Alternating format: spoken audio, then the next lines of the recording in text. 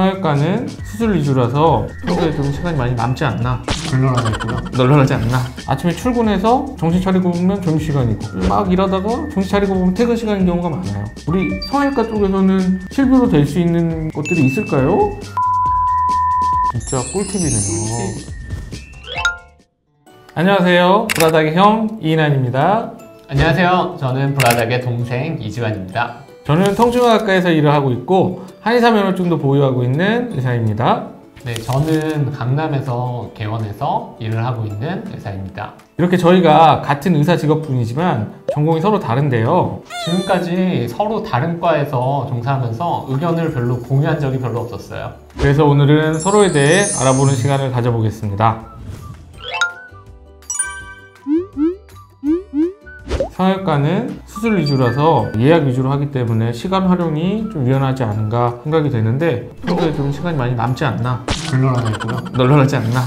보통 예약 환자 위주고요. 하지만 수술이 좀 늘어지거나 오래될 경우가 있어서 좀 여유 있게 잡는 편이긴 합니다. 그렇지만은 여유 있진 않아요. 수술 한 2시간 하면은 탈진할 정도로 힘들 때도 있고 하나하나의 뼈를 갈아 넣는 직업입니다.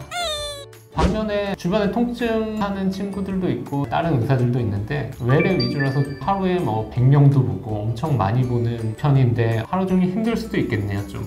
예, 맞습니다. 이제 환자들이 많은 날은 아침에 출근해서 정신 차리고 보면 점심시간이고 밥 먹고 와서 막 일하다가 정신 차리고 보면 퇴근 시간인 경우가 많아요. 근데 이제 차라리 그렇게 환자들이 이렇게 많아서 일을 많이 할 때가 오히려 시간이 좀 빨리 가고 덜 힘든 편이고 환자가 너무 없어서 가만히 있으면 더 힘든 편입니다. 주로 오는 환자들의 나이와 성별대가 혹시 어떻게 되나요? 이게 병원 위치에 따라 다를 것 같아요. 저희 병원은 오피스에 있어서 조금 젊으신 환자들 30대, 40대, 50대가 많은 편인데요. 보통은 통증학과에 오는 환자분들은 어르신들이 많은 편이에요. 저도 친구들 주위에 이야기 들으면은 좀 시장 앞에서 하는 통증학과 이런 데가 정말 북적북적하다고 들었는데 좀 그렇죠. 많으신가요? 근데 저희 병원은 그렇지가 않아서 저희 병원은 비교적 젊은 사람들 위주로 하고 있습니다. 그러면은 젊은 사람이 통증으로 오는 사람이 주로 어떤 경우인가요? 젊은 사람들은 대부분 이거 뭐 정해져 있습니다. 1등이 골프, 2등이 헬스. 골프 치다가 갈비뼈 부러져서 온 사람이 되게 많아요. 요즘 골프 좀 못 치시는 초심자분들이 많이 그렇게 다치실 것 같은데요. 그렇기도 한데 근데 프로 골프 선수도 그렇게 오신 적이 있어요. 많이 치면 많이 아픈 것 같아요. 그러면은 진료 보면서 좀 보람 있었던 때는 언젠가요? 뭐 보람은 항상 처음 왔었던 환자가 치료받고 시술받고 다음번에 왔을 때 활짝 웃으면서 오면 뭐 엄청난 보람이 느껴지죠.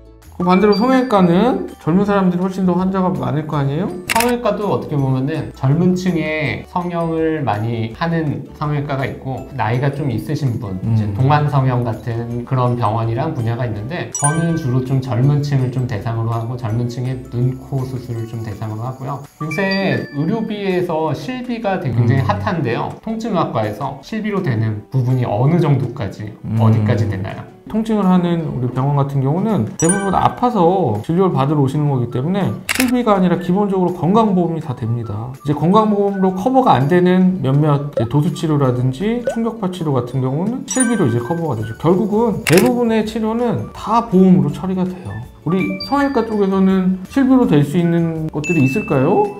성형외과는 정말 거의 다 이제 미용 수술이기 때문에 실비로 하는 경우가 많지는 않은데요. 요새는 실비로 코 수술을 하는 경우가 좀 있는 편입니다. 코의 기능이 좀 개선이 필요한 경우인데요. 비중경 망곡이 있거나 아니면 비밸브가 협착이 됐을 때 기능적으로 개선하는 수술을 하는데 그런 기능적 수술과 미용적 수술을 같이 할 때 실비의 혜택을 받는 경우가 있습니다. 진짜 꿀팁이네요.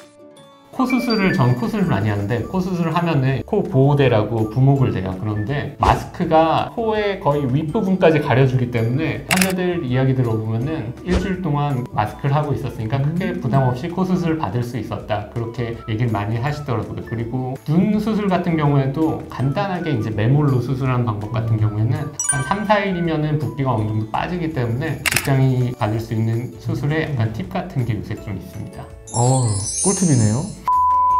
이거는 통증학과 말고 제가 한의사로서 말씀드리는 게 실비보험으로 한약 처방을 받을 수 있는 경우가 있어요. 우리가 한약 처방은 비싸잖아요. 그게 된다고요? 실비가? 네.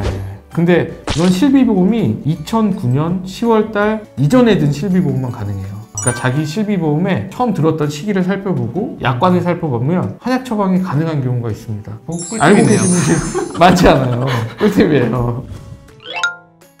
오늘 이렇게 각자 진료 과목에 대해서 같이 한번 얘기해봤는데 좀 어떤 것 같으신가요? 성형외과를 제가 뭐 동생이 하고 있긴 하지만 어떻게 하고 있는지, 어떤 꿀팁이 있었는지, 그리고 어떻게 하면 실비보험을 받을 수 있었는지 몰랐는데 정말 좋은 정보를 많이 가져간 것 같아요. 앞으로도 이런 좋은 정보 있으면 계속 알려주시면 고맙겠어요. 형이랑 이렇게 얘기를 하면서 알아가면 알아갈수록 이제 저도 도움이 될 수 있어서 참 유익한 시간이었던 것 같습니다. 오늘 영상 재밌게 보셨다면 구독과 좋아요 부탁드려요. 지금까지 불하닥의 형 이난 불하닥의 동생 이재환이었습니다. 감사합니다.